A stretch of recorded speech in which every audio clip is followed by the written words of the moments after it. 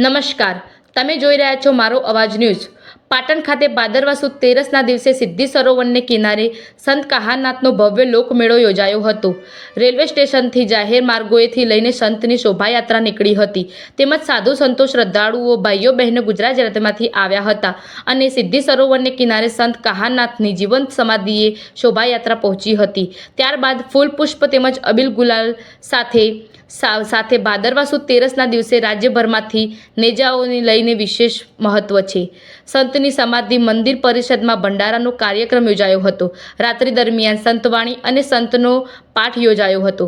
આશરે 5-6 વર્ષ પહેલાં સંત કહારનાથ ભગવાને સિદ્ધિ સરોવરના કિનારે જીવતા સમાધિ લીધી હતી, ત્યારથી ત્યાં મોટો મેળો ભરાય છે।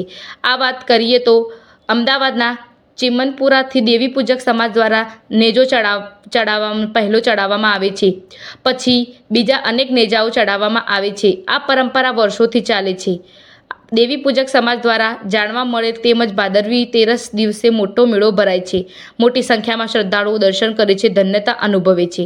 આ મેળાનું મહત્વ દેવી પૂજક સમાજમાં ખૂબ જ માનવામાં આવે છે। અહેવાલ જયંતિભાઈ ઠાકર, MD।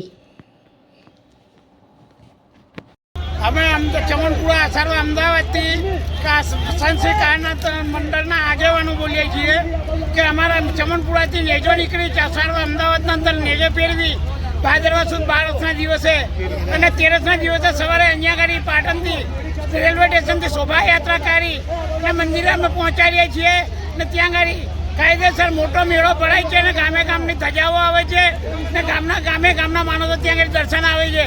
ભાદરવા સુદ 13ના દિવસે સાંજે 6 વાગ્યા પછી મેળો ચાલુ થઈ જાય છે। ત્યાં આગળ ભજન કીર્તન ભંડારાની તમામ વ્યવસ્થાઓ અમારે ગોઠવાયેલી છે।